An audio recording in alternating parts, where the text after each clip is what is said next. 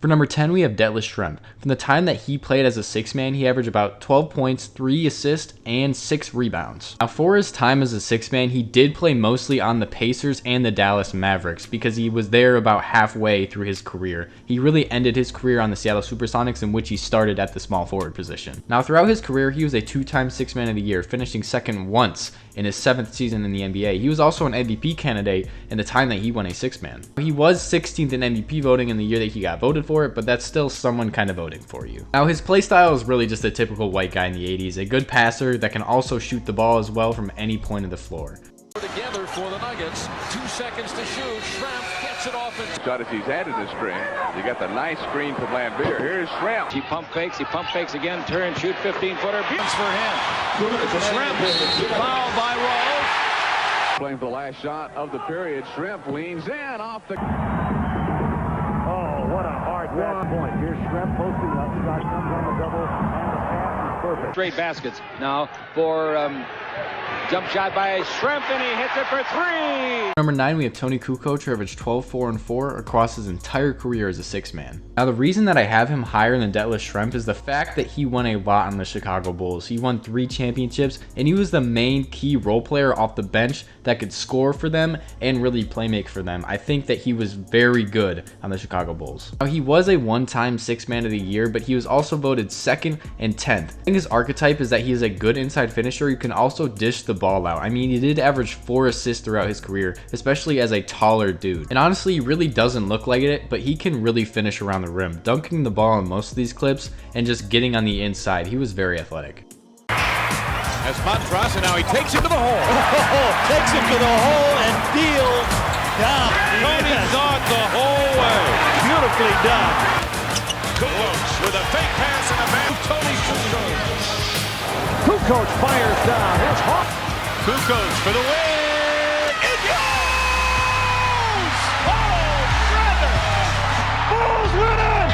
Kukoč! For number 8, we have Dell Curry, who averaged 12 points, 2 rebounds, and 2 assists across his entire career as a six-man. He extended most of his career for the Charlotte Hornets, but later in his career playing 3 seasons for the Toronto Raptors. Honestly, being off the bench for the Charlotte Hornets for a long while, being that best player, that best shooter, really gave them that shooting ability off the bench when they really needed it. Now, I put him here because he was top 10 in six-man voting for 6 seasons of his career, also winning a six-man once in his career. He was really just that six-man, maybe starting about 100 games in his career out of his 1,000 games that he played, over 1,000 games that he played, being the second best Curry. Oh, Mosey couldn't get there. Curry gets it to Rice.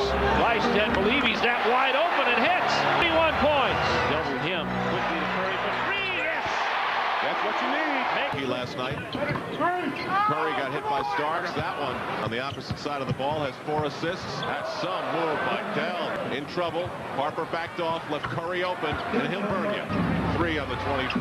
Dell Curry out high for Curry, who's hot in traffic. Oh, that's unbelievable. For number 7, we have J.R. Smith, who averaged 12, 3, and 2 across his entire career as a six-man. Only 2 seasons I wouldn't count because he played more than 65 games, or he started most of them. Now, from most of his highlights, you would probably think that this guy is a top 10 player in the league and has one of the greatest basketball IQs of all time, but not really.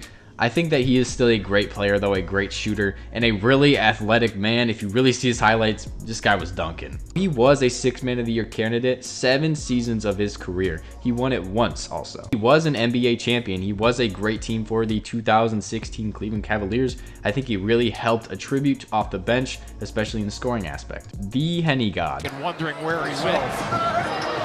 By J.R. Smith was stripped. Set the pass given low. Looking for the shot, played very well by Smart, and it hits. Switch. Pass out to Smith, launches a long. Irving drives, come underneath. Started by Irving. JR puts it on the floor, gets right to the basket, and hammers it home. All right, let's see. Love not able to hit, so they won't set an NBA. Yes, they will. 97.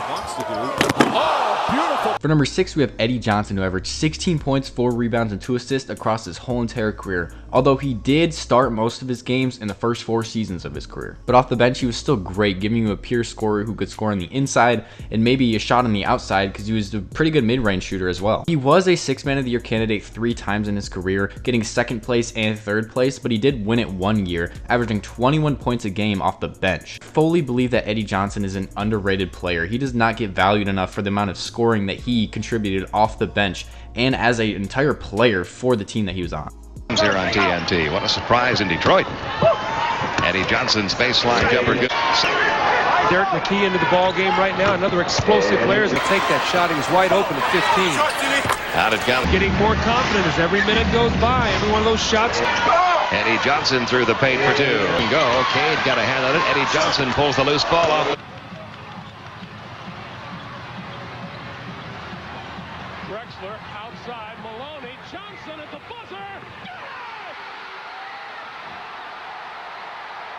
For number 5, we had Jason Terry. I think Jason Terry was fantastic, especially for the years that he was present as a 6th man, averaging about 17, 4, and 2 in those 5-year stretches where he was great off the bench. And I'm not kidding, he was top 5 in 6th Man of the Year voting 5 years in a row on Dallas, also winning it once. I think his presence really just made the Dallas Maverick team so much better, giving them a scorer off the bench that was so pure. I mean, he was really an inside guy, scoring in there most of the time, but he could also shoot from the outside, and he did win a championship with them in 2011. I mean, realistically, as one of the greatest highlight reels of all time, being a clutch and athletic beast.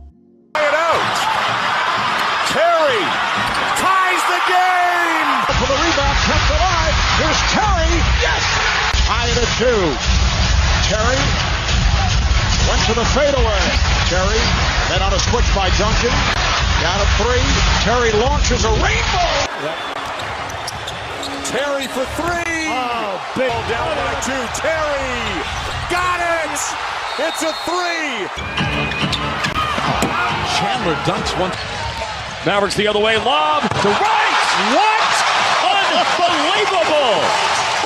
For number 4, we have Ricky Pierce, who averaged 14, 2, and 2 across his entire career as a 6th man, playing mostly as a 6th man for most of his career. I mean, really, if you just need scoring off the bench, call up Ricky Pierce because he averaged 20 points 3 times off the bench in his career, getting a career high of 23 at one point, which is nuts. And I mean, he was a 6th Man of the Year candidate 6 times in his career, being top 5 6 times, and he won it twice actually. He was actually an all-star being a 6th Man of the Year candidate, which is kind of crazy to think about. He really made an impact on the Milwaukee Bucks early in his career, being there for almost 9 years, but then on the second half of his career, he was really a scoring prowess for any team that he was on off the bench.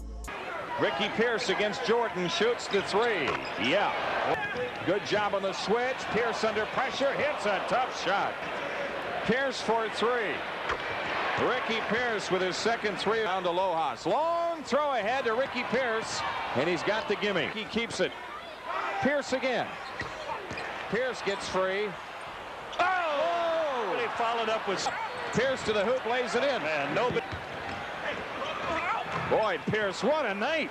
Ricky Pierce, a tough shot on Charles Davis. Now on 3, we have Manu Ginóbili averaging 13, 4, and 4 across his entire career. Now these top 3, really you could argue all of them to be number 1 or 2, so there's really no specific order, but I'm going to put Manu Ginóbili at 3. Now Manu Ginóbili was top 10 in 6th Man of the Year voting 9 times in his career, also being an MVP candidate. That was when he started a little more games, but he's still such a phenomenal player, dude. He could score on the outside and he can get you a bucket on the inside as well, being a great playmaker. And I think he's really everything you need from a guy off the bench, helping well in those 4 championships that he won with the Spurs. And he's using his size on catches inside. Whoa, what a pass from Manu!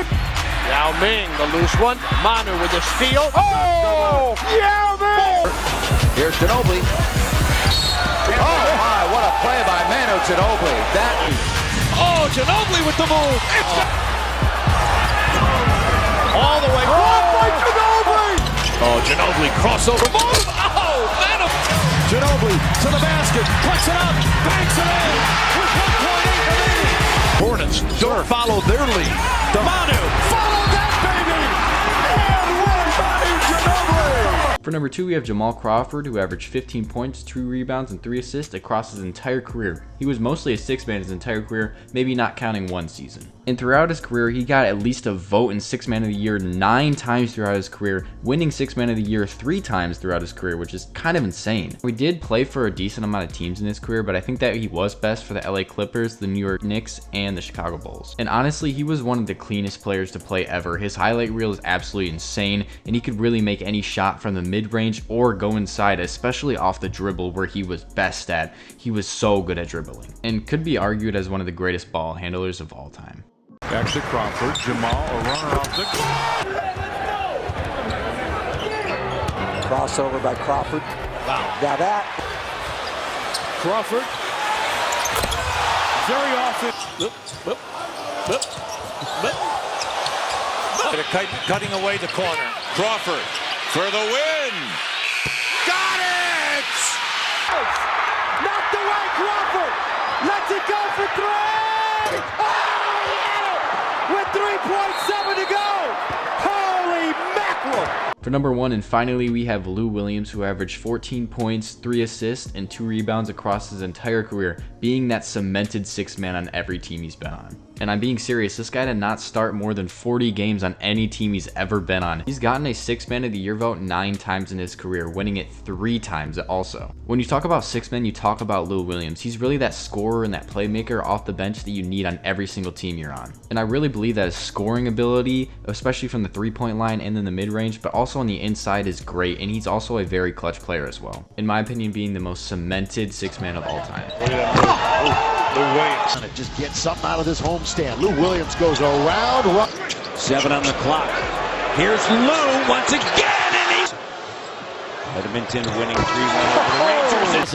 Lou Williams for the win. Bingo! And the end of the half as Lou fires it up and in. That might count. Williams would love to get to his left.